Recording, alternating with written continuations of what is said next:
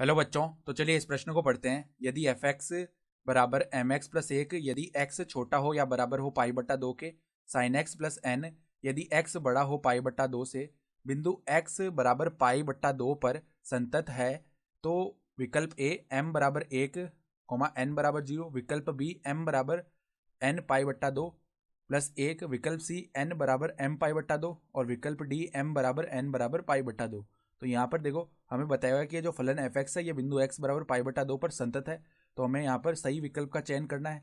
तो प्रश्न में आगे बढ़ने से पहले इस प्रश्न से संबंधित जो मुख्य अवधारणा है उसकी हम चर्चा कर लेते हैं। तो देखो मुख्य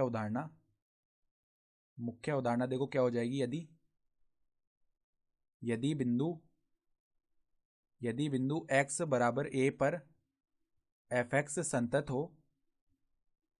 हो तो क्या होता है, बिंदु x बराबर ए पर जो फलन का मान होता है वो किसके बराबर आता है, बाईं सीमा। तो बाईं सीमा क्या होती है, लिमिट x अग्रसित हो a माइनस एफ एक्स, और ये दोनों मान किसके बराबर होते हैं, दाईं सीमा के बराबर। तो दाईं सीमा क्या होती है, लिमिट x अग्रसित हो a प्लस एफ एक्स। तो अगर ये तीनों मान आपस में बराबर आ रहे हैं तो बिंदु x बराबर a पर फलन एफ एक्स सतत होता है। तो हमें क्या बताया गया है कि बिंदु x बराबर पाई बट्टा दो पर फलन एफ एक्स सतत है। ठीक है, तो हम क्या बोल सकते हैं कि f पाई बट्टा दो का जो मान आएगा वो किसके बराबर आएगा, बाईं सीमा अर्थात लिमिट x अग्रसित होगा पाई बट्टा दो माइनस एफ एक्स, और ये किसके बराबर आएगा, दाईं सीमा अर्थात लिमिट x अग्रसित होगा पाई बट्टा दो प्लस और एफ एक्स। तो अगर हम पहले फलन का मान निकालें पाई बट्टा दो पर अर्थात f पाई बट्टा दो निकालें तो वो किसके बराबर आएगा। देखो हमें x बराबर पाई बट्टा दो के लिए फलन का मान एम एक्स प्लस एक दिया हुआ है, क्योंकि यहाँ पर बराबर का चिन्ह लगा हुआ है। देखो ठीक है, तो यहाँ पर पाई बट्टा दो रख लेते हैं, तो m गुणा में पाई बट्टा दो प्लस में एक, ये बन जाएगा। ठीक है, तो अब हम क्या करते हैं, बाईं सीमा निकालते हैं। तो बाईं सीमा बराबर में क्या आ गई, देखो लिमिट x अग्रसित होगा पाई बट्टा दो माइनस और यहाँ पर एफ एक्स आ जाएगा। ठीक है, तो अब देखो हम x के स्थान पर प्रतिस्थापित कर लेते हैं पाई बट्टा दो माइनस एच, और h को शून्य की ओर अग्रसित करवा देते हैं। तो लिमिट h अग्रसित होगा शून्य की ओर और f पाई बट्टा दो माइनस एच आ जाएगा। तो देखो बाईं सीमा के लिए हमें कौन सा फलन लेना है, यही फलन लेना है एम एक्स प्लस एक वाला। ठीक है, तो यहाँ पर देखो लिमिट h अग्रसित होगा शून्य की ओर और m गुणा में पाई बट्टा दो माइनस एच प्लस में आ जाएगा एक। तो अब h को शून्य की ओर अग्रसित करवा दिया हमने, तो यहाँ पर m पाई बट्टा दो प्लस में एक, यही बच गया। तो बाईं सीमा का मान ये आ गया। अब देखो दाईं सीमा निकाल लेते हैं इस प्रकार।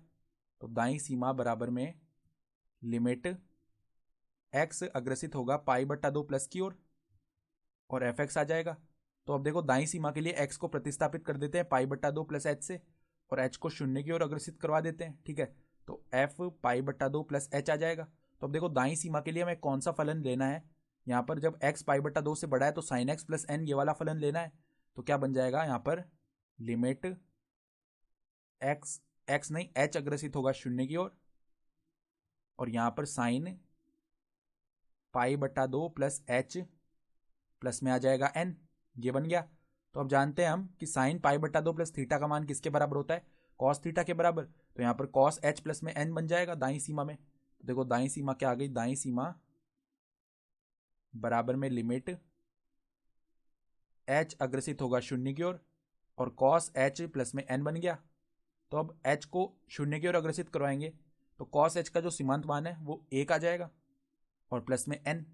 तो अब हम क्या करते हैं, पहले तो हम यहाँ पर जो फलन का मान आया पाई बट्टा दो पर अर्थात m पाई बट्टा दो प्लस एक, उसको हम दाईं सीमा के बराबर कर सकते हैं क्योंकि सतत है पाई बट्टा दो पर।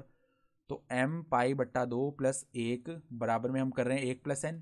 तो यहाँ पर एक से एक शून्य हो गया, तो n का मान किसके बराबर आ गया, m पाई बट्टा दो इसके बराबर आ चुका है।